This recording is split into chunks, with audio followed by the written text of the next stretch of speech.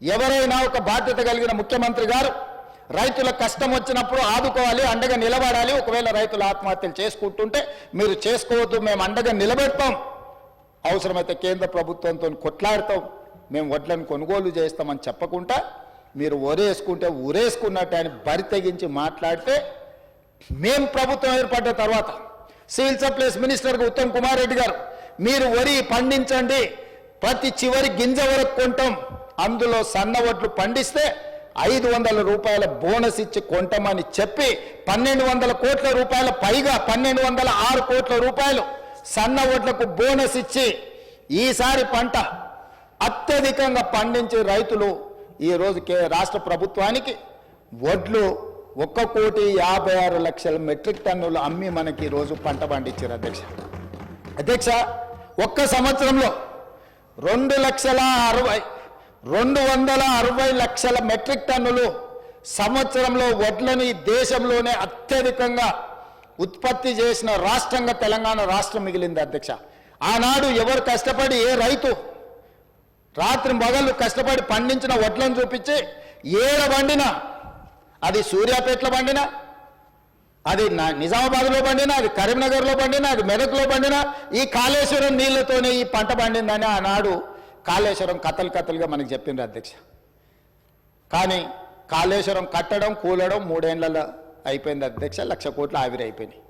ఆ తర్వాత కాళేశ్వరం కూలిన తర్వాత ఉత్తమ్ కుమార్ రెడ్డి గారు సివిల్ సప్లైస్ మినిస్టర్గా బాధ్యతలు చేపట్టిన తర్వాత రైతులకు మేము ఒక భరోసా ఇచ్చి, మీరు పండించిన వడ్లను చివరి గింజ వరకు మేము కొంటాం, మీరు సన్న వడ్లు పండిస్తే 500 రూపాయల బోనస్ ఇస్తామంటే 260 లక్షల మెట్రిక్ టన్నులు పండించి ఈరోజు రైతులకు ఇచ్చింది. కాళేశ్వరం లేకుండానే ఈ దేశంలో అత్యధికంగా ఒక్క సీజన్లో 1,56,00,000 మెట్రిక్ టన్నుల వడ్లను పండించి ఈ దేశానికి ఆదర్శంగా మన రైతులు నిలబడ్డారు. వాటన్నిటిని కొనుగోలు చేసి 3 రోజుల్లోనే రైతులకు ఈరోజు మేము వాళ్ళ నగదు వాళ్ళ ఖాతాలలోకి బదిలీ చేసాం.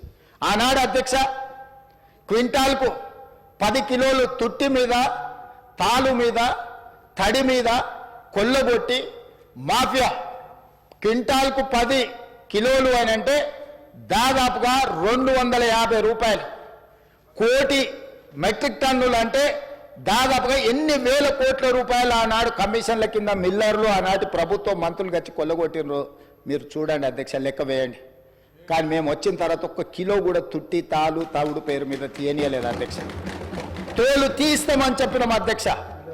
మిల్లర్లు ఎవరైనా తాలు పేరు మీదనో, తడి పేరు మీదనో, తుట్టి పేరు మీదనో 1 కిలో తీస్తే కూడా మీ తోలు తీస్తామని చెప్పి విజిలెన్స్ అండ్ ఎన్ఫోర్స్మెంట్ పోలీస్ సిబ్బందిని అప్రమత్తం చేసి నిరంతరం మా మంత్రి గారి పర్యవేక్షణ చేసుకుంటూ రైతుకు 1 కిలో కూడా తగ్గకుండా రైతు పండించిన పంట గిట్టుబాటు ధర ఇచ్చి కొనుగోలు చేసిన చరిత్ర, రైతులను ఆదుకున్న చరిత్ర మాదే అధ్యక్ష. ఇదే కాదు అధ్యక్ష, రైతుల సమస్యలను పరిష్కరించడానికి శాశ్వతమైన ఒక వ్యవస్థ ఉండాలి అని గతంలో రైతుల సమస్యలను పట్టించుకున్న వాళ్ళే లేకపోవడం వల్ల రైతు కమిషన్ ఏర్పాటు చేసి వ్యవసాయం పట్ల చిత్తశుద్ధి నమ్మకం ఉన్న కోదండ రెడ్డి గారిని మొట్టమొదటిసారి తెలంగాణ రాష్ట్రంలో విధానపరమైన నిర్ణయం తీసుకొని రైతు కమిషన్ వేసి దానికి వ్యవసాయము, రైతుల పట్ల సానుభూతి, రైతులను ఆదుకోవాలన్న ఆలోచన ఉన్న వాళ్ళను ఈరోజు కమిషన్ చైర్మన్గా మెంబర్స్కి వేసి ఈరోజు రైతుల సమస్యలను స్టడీ చేసి ప్రభుత్వం నిరంతరం ఒక ప్రక్రియ కింద మేము తీసుకొని ముందుకెళ్తున్నాం అధ్యక్ష. ఇట్లా రైతులను పండించిన పంట, రైతులకు నీళ్లు, రైతులకు 24 గంటలు ఉచిత కరెంటు ఇవ్వాలని, చివరి ఆయకట్టు వరకు నీళ్లు ఇవ్వాలని అన్ని రకాల కార్యక్రమాలను, కార్యాచరణను తీసుకొని ఇటు గల్లీ నుంచి ఢిల్లీ వరకు ఈ రైతులకు రావాల్సిన నీళ్ల మీద కొట్లాడుకుంటూ ఈరోజు ముందుకు వెళ్తున్నాం అధ్యక్ష. ఇంతకుముందే పెద్దలు ఉత్తమ్ కుమార్ రెడ్డి గారు సమాధానం చెప్పినారు. ఇక్కడ నేను ప్రస్తావించదలుచుకున్న నీటి గురించి. ఉమ్మడి రాష్ట్రంలో 811 టీఎంసీల ఉమ్మడి రాష్ట్రానికి కేటాయింపులుంటే ఘనత వహించిన, అనుభవం కలిగిన, పోరాటాలు చేసిన అని గొప్పగా చెప్పుకునే ఆనాటి ముఖ్యమంత్రి చంద్రశేఖరరావు గారు, సాగునీటి పారుదల శాఖ మంత్రి హరీష్ రావు గారు ఢిల్లీకి వెళ్ళి ఉమాభారతి గారి సమక్షంలో వాళ్ళు నిత్యం తిట్టిపోసుకునే చంద్రబాబు నాయుడు ముందల మొకరిల్లి 512 టీఎంసీలు ఆంధ్రప్రదేశ్ను వాడుకోండి, 299 టీఎంసీలు మాకు తెలంగాణకు చాలు అని సంతకం పెట్టి శాశ్వతంగా తెలంగాణ రైతాంగానికి మరణ శాసనము రాసింది వాళ్ళు కాదా?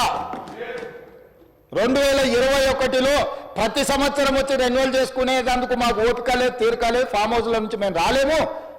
పర్మనెంట్గా ఈ ఒప్పందాన్ని ఒప్పుకుంటున్నాను. 2021-22లో శాశ్వత మరణ శాసనం రాసింది చంద్రశేఖరరావు గారు, హరీష్ రావు గారు కాదా అని నేను అడుగుతున్నా అధ్యక్ష. ఇవాళ మేము వచ్చిన తర్వాత వీటిని పరిశీలించి పరివాహక ప్రాంతాన్ని లెక్క పెడితే 68% తెలంగాణకు రావాలి, 32% ఆంధ్రప్రదేశ్కు పోవాలి, మాకు 70% నీళ్లను కేటాయించండి అని గతంలో చేసిన ఒప్పందాలను అన్నిటినీ తిరగ